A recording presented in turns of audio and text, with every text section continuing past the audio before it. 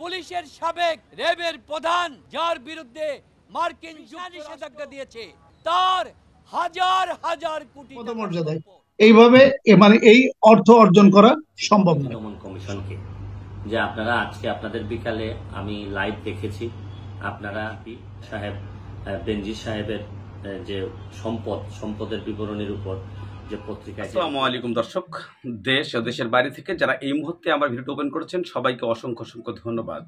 দর্শক, প্রথমেই শুনবেন শিরোনাম।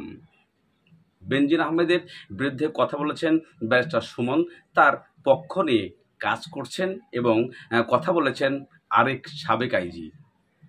দ্বিতীয়, ডক্টর ইউনূস তার বিপক্ষে অনেক কিছু কথা বলেছেন।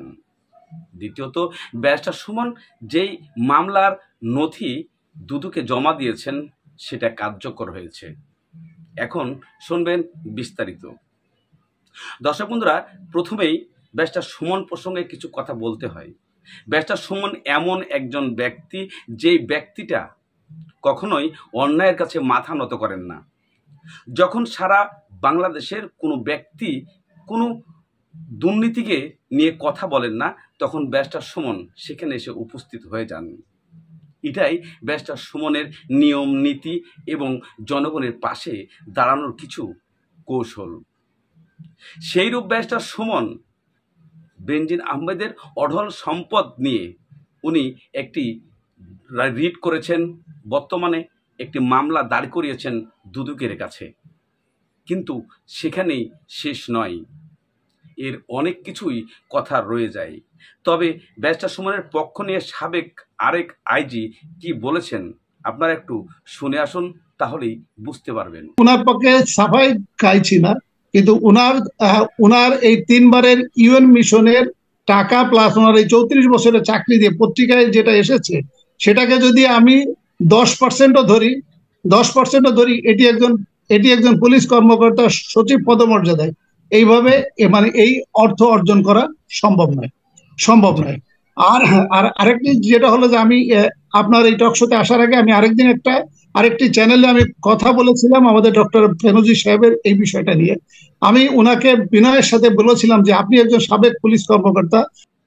দর্শক, ইতিমধ্যে আপনারা সেই সাবেক আইজির কথাগুলো শুনেছেন, বেনজিরের যে দুর্নীতিগুলো করেছে এবং সেই দুর্নীতির এবং তার সারা জীবনের ইনকামের 2.25 কোটি টাকা থেকে শত শত কোটি টাকার পাহাড় তৈরি করা সেই দৃশ্যটা আরেক সাবেক আইজি হতভম্ব হয়ে গেছেন এবং যেই প্রমাণটা দিয়েছেন যা আপনারা মেনে নিতে খুবই কষ্ট হয়ে যায়।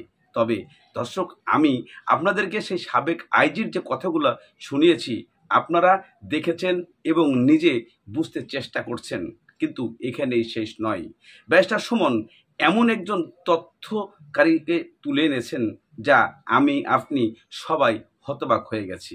কিন্তু সেখানেই ব্যারিস্টার সুমন আঁকড়িয়ে ধরেছে যে মামলাটা করে। কিন্তু এই মামলার পরিণতি কি হতে পারে? বেনজিরের বিপক্ষে, নাকি সেই বেনজিরের এই মামলায় অন্য কিছু ঘটনা ঘটতে পারে, নাকি থামতে পারবে না ব্যারিস্টার সুমন? তারই কিছু নমুনা চলুন ব্যারিস্টার সুমনের কিছু বক্তব্য আমরা শুনে আসি, তাহলেই বুঝতে পারবেন। আপনারা সাবেক আইজিপি সাহেব বেনজির সাহেবের যে সম্পদের বিবরণীর উপর যে পত্রিকায় যে রিপোর্ট আসছে, এই রিপোর্টের উপর যে ইনফরমেশন আপনারা পেয়েছেন, আপনারা সিদ্ধান্ত নিয়েছেন যে আপনারা এটা ইনকোয়ারি করবেন, অনুসন্ধান করবেন এবং 3 জনের একটি কমিটি আপনারা অ্যাপ্রুভ করেছেন এবং আরেকজন তদারকির জন্য রেখেছেন। এটা শুনে অত্যন্ত ভালো লেগেছে যে আপনারা খুব দ্রুতই ব্যবস্থা গ্রহণ করেছেন, যদিও আপনারা এই ঈদের ছুটির জন্য বলছেন যে দেরি হয়েছে। তো আমি ব্যক্তিগতভাবে খুবই খুশি, যেহেতু আমি গতকালকে আপনাদের এখানে গিয়েছিলাম অ্যাপ্লিকেশন নিয়ে। তো দর্শক বন্ধুরা, ইতিমধ্যে আপনারা ব্যারিস্টার সুমনের কিছু কথা শুনেছেন। সেই কথাগুলা কতটুকু যুক্তি, কতটুকু যুক্ত এবং কতটুকু ন্যায়ভাবে সে কথা বলেছে, যে কথাগুলা অনেকটাই গুরুত্বপূর্ণ। যে একজন আইনের লোক, একজন আইনের শাসক, একজন মানুষ কিভাবে এত সম্পদের মালিক হয়ে যায় যা সব কিছুই তৈরি করে তার ওয়াইফের নামে।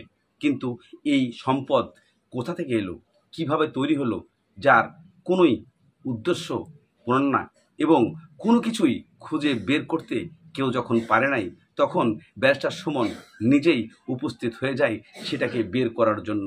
ব্যারিস্টার সুমন আরও বলেছেন, আমি কোনটা থুয়ে কোনটা বলবো, যে গোপালগঞ্জের 1400 বিঘা জমি আর বাকিগুলা রয়ে গেছে।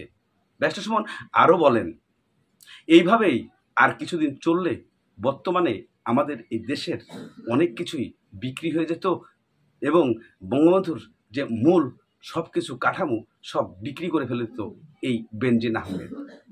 অবশেষে ব্যারিস্টার সুমন আরেকজন ব্যক্তিকে এই লাইভে উপস্থিত করেন, সে হলো আমাদের বর্তমানের বাংলাদেশের আইডল স্বর্ণপদক একজন ব্যক্তি, যেই ব্যক্তিটা এই মামলায়, দুর্নীতি মামলায় সে বর্তমানে একের পর এক সাজার নির্ধারণ হয় এবং সে বর্তমানে জামিনে রয়েছে।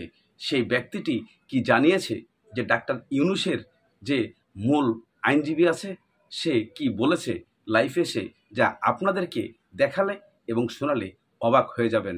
আমি আর কথা বাড়াতে চাইব না, আপনাদেরকে ডক্টর ইউনূসের আইনজীবী কি বলেছেন সেই জিনিসটুকুই আপনাদের সামনে আমি তুলে ধরবো। আপনারা অবশ্যই জিনিসটা গুরুত্বপূর্ণ সহকারে দেখতে থাকবেন।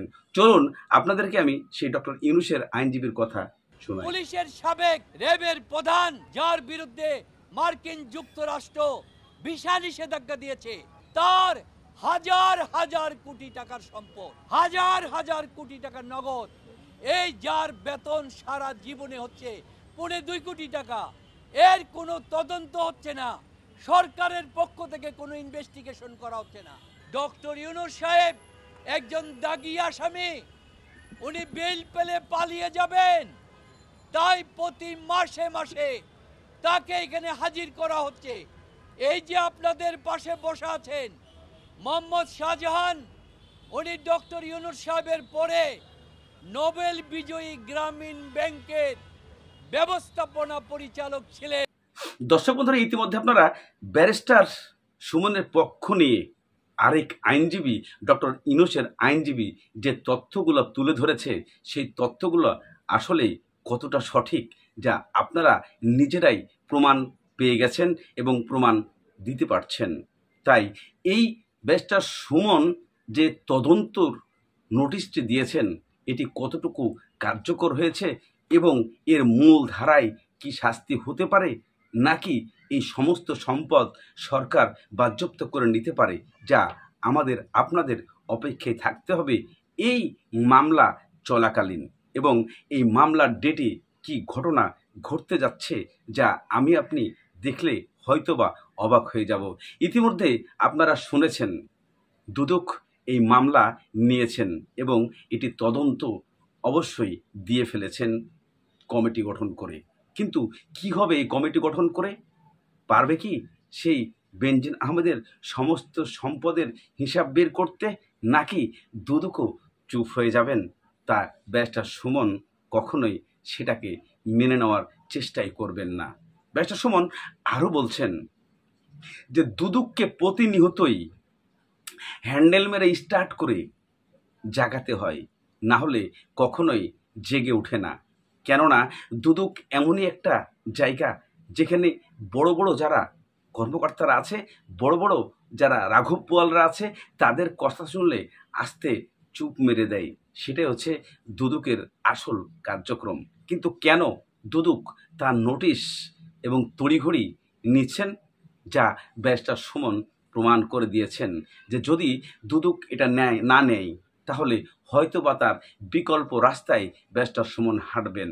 সেই সূত্র ধরেই আজকের এই নিউজের মূল অংশগুলা আপনারা দেখেছেন।